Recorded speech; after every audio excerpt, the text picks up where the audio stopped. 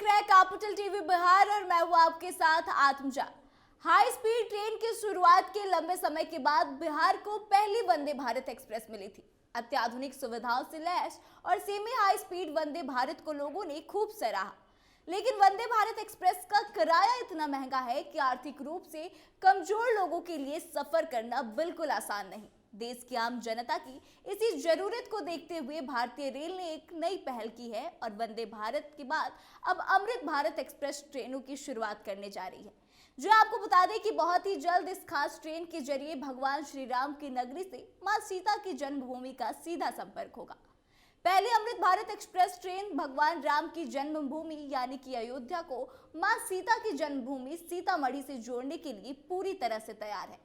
यह भगवान राम की जन्मस्थली अयोध्या और बिहार में मां सीता की जन्मस्थली सीतामढ़ी के रास्ते दरभंगा के बीच चलेगी।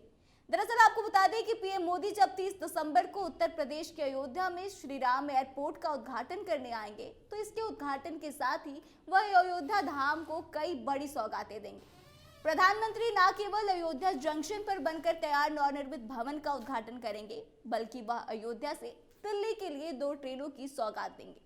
इतना ही नहीं, वे यहां से वंदे भारत एक्सप्रेस और अमृत भारत ट्रेन को भी हरी झंडी दिखाएंगे। बता दें कि पूर्व मध्य रेल के जीएम अनिल कुमार खंडेलवाल ने कहा कि 30 दिसंबर को प्रधानमंत्री नरेंद्र मोदी अयोध्या में होंगे और उसी दिन देश की पहली अमृत भारत ट्रेन की शुरुआत कर दी जाएगी, जो दरभंगा से अयोध्या होते हुए दिल्ली तक जाएगी। अयोध्या में प्रधानमंत्री नरेंद्र मोदी 5 नई वंदे भारत एक्सप्रेस के अलावे 2 अमृत भारत एक्सप्रेस को भी झंडी दिखाएंगे। उनमें से पहली दरभंगा से अयोध्या होते हुए दिल्ली जाएगी, तो वही दूसरी अमृत भारत एक्सप्रेस मालदा से बेंगलुरु तक जाएगी। तो एक बार आप खुद सुनिए क्या कुछ कह रहे हैं अनिल कुमार खंडेलवाल। जैसे वंदे भारत चलती है ट्रेन सेट के पैटर्न पे, ऐसे एक नई ट्रेन का इजाद किया जिसमें आप पाएंगे कि कोई झटका नहीं लगता है। वो ट्रेन एकदम स्मूथ चलती है वंदे भारत की तरह, और उसका किराया बहुत कम होगा, बहुत तेज़ रफ्तार से चलेगी जैसे वंदे भारत चलती है, और उसमें बहुत सुविधाएं प्रदान की गई हैं। एक कोच से दूसरे कोच में जाने के लिए सीमलेस ट्रेवल है, सेफ़। पहले जब जाते थे तो आप देखते हो खुला रहता है ना, हिलता रहता है। अभी आपको लगेगा कॉरिडोर से पास हो रहे हैं। पब्लिक अनाउंसमेंट सिस्टम है, वहाँ का गार्ड अनाउंस करके आप सबको बता पाएगा क्या करना है। हर यात्री को चार्जिंग पॉइंट दिया हुआ है, डिस्प्ले आता रहेगा कि आगे आने वाला स्टेशन कौन सा है, हम आपका स्वागत करते हैं।